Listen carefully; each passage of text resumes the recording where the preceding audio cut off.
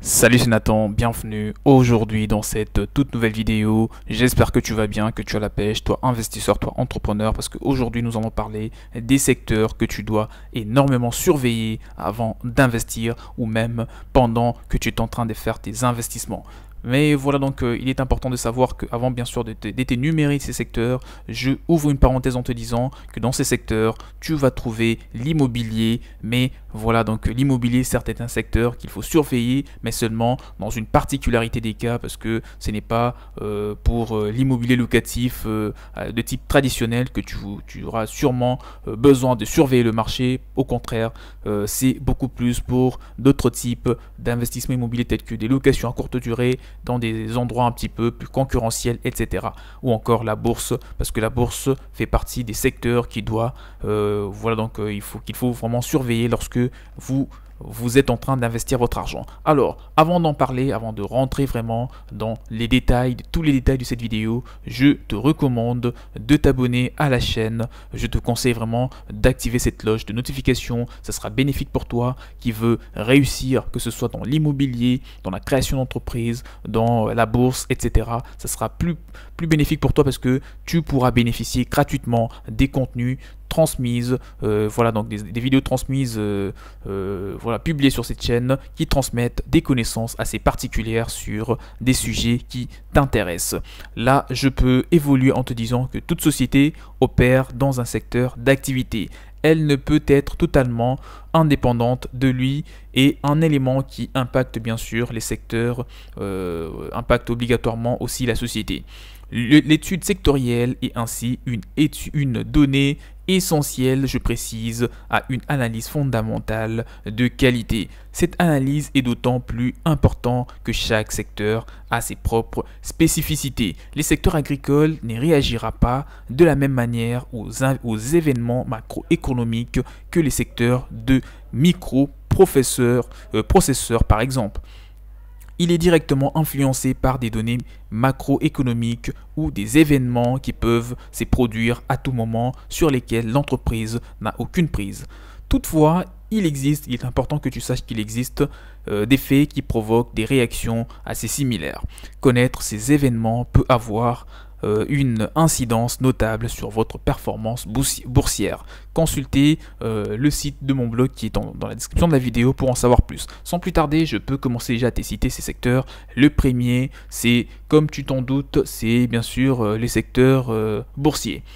La bourse est un investissement où c'est un secteur d'activité qui rapporte énormément d'argent, mais à condition de bien s'y renseigner en amont et même pendant que vous êtes en train d'investir dans telle ou telle entreprise. Très souvent, les gens commettent l'erreur grave, l'erreur fatale, l'erreur impardonnable d'investir ou d'acheter une action alors qu'ils n'ont récolté que très peu d'informations sur la croissance de cette entreprise ou encore son évolution. Vous savez, il y a un grand investisseur de la bourse qui s'appelle Warren Buffett, vous le connaissez, il est devenu une référence sur la bourse et cette personne passe la moitié de toutes ces journées à lire des rapports financiers, et ces rapports financiers, c'est ce qui lui permet bien sûr de comprendre bien entendu d'où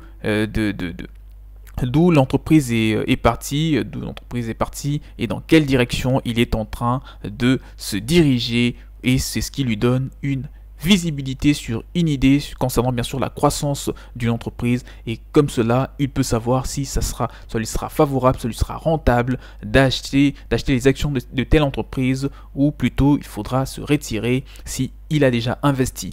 Donc c'est comme ça qu'il faut réfléchir. La bourse est un secteur d'activité assez fragile, assez délicate, parce que du jour au lendemain, vous pouvez tout perdre, tout comme du jour au lendemain, vous pouvez tout gagner.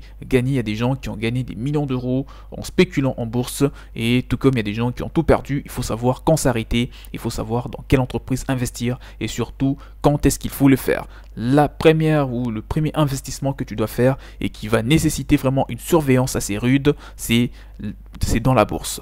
Le deuxième secteur d'activité à surveiller, c'est dans l'aéronautique, tout ce qui est aéronautique, parce que le secteur aéronautique est un secteur assez mondialisé. plusieurs données impactent favorablement ces secteurs comme une hausse de trafic aérien, des annonces, des commandes de compagnies aériennes ou encore une hausse du budget de l'armée qui peut se traduire par une hausse des commandes d'avions tout simplement.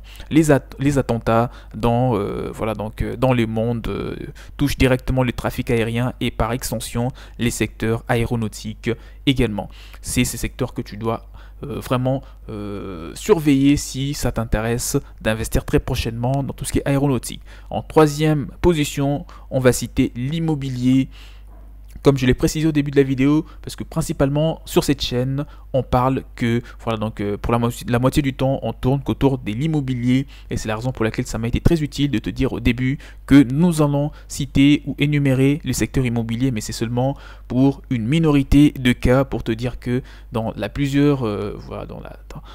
tradition, normalement, l'immobilier n'est pas du tout un secteur à risque. Ce n'est pas du tout un secteur que tu dois surveiller du matin au soir, parce qu'une fois que tu achètes un bien immobilier dans telle ou telle zone d'habitation, il y a beaucoup moins de risques que cela impacte tes rendements locatifs ou encore la qualité de ton bien. Donc c'est vraiment pour des personnes qui veulent se lancer dans l'immobilier à grande échelle ou encore des personnes qui veulent investir pour des locations dans un certain cas de figure. Ça va vraiment être un investissement à surveiller, ce qui ne veut pas pour autant dire que c'est un secteur qui n'est pas du tout rentable. Au contraire, tout comme la bourse et d'autres secteurs, l'immobilier est d'ailleurs beaucoup plus rentable, mais ça va être important pour toi de garder un œil sur tes investissements dans certains cas de figure. Et un autre secteur que tu dois énormément surveiller pour investir et t'attendre à une bonne rentabilité, c'est tout ce qui est agroalimentaire. Le secteur agroalimentaire est un secteur historique.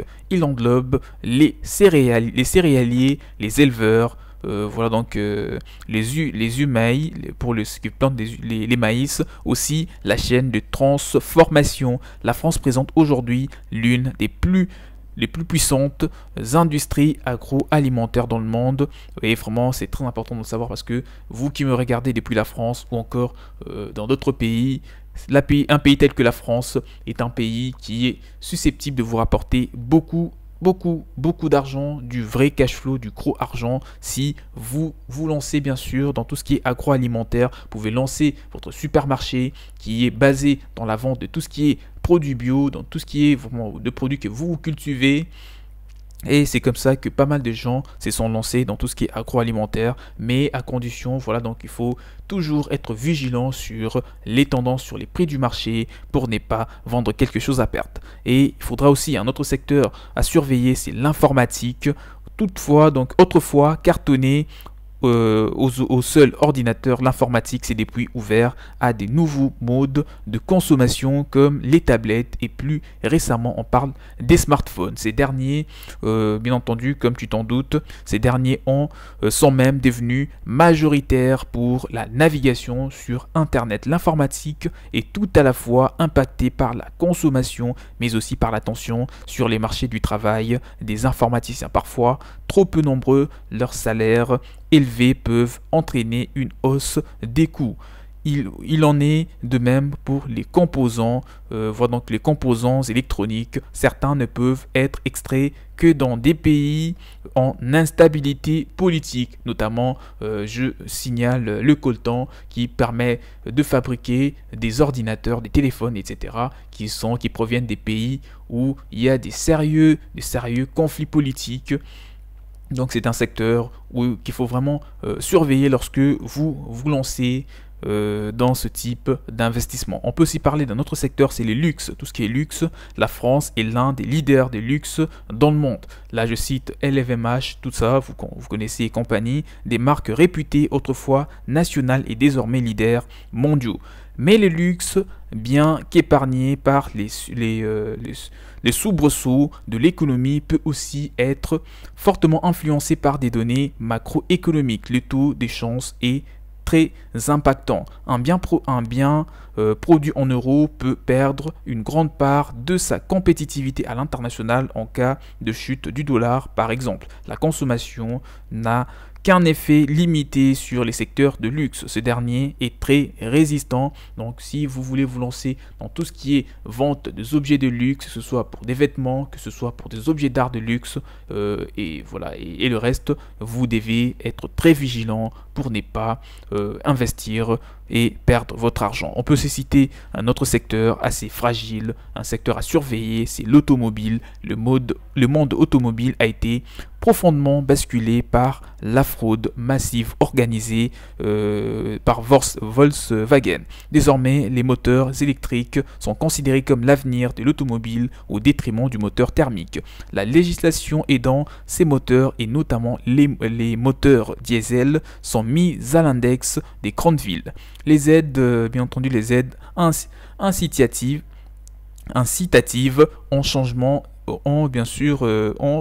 des véhicules ont aussi un impact fort sur l'industrie automobile. Si c'est dans l'automobile que tu envisages de te lancer, je te conseille de garder un œil, ou si tu t'es déjà lancé là-dedans. Banques et les assurances aussi, les banques et les assurances, ça c'est aussi très important. On parle de finance, la finance est un secteur qui est à risque et il faut vraiment être vigilant pour ne pas perdre son capital. Le monde c'est financiarisé à tel point que les services financiers peuvent être prépondérants dans certains pays. L'Islande a ainsi été durement touchée par la crise financière de 2008. Ce secteur est influencé par les taux d'intérêt, mais aussi par l'évolution des marchés financiers et la situation économique générale. Une crise financière peut désormais s'étendre à toute l'économie. Ce secteur est donc à surveiller, même si vous n'investissez directement pas dans les sociétés financières. On peut citer la chimie.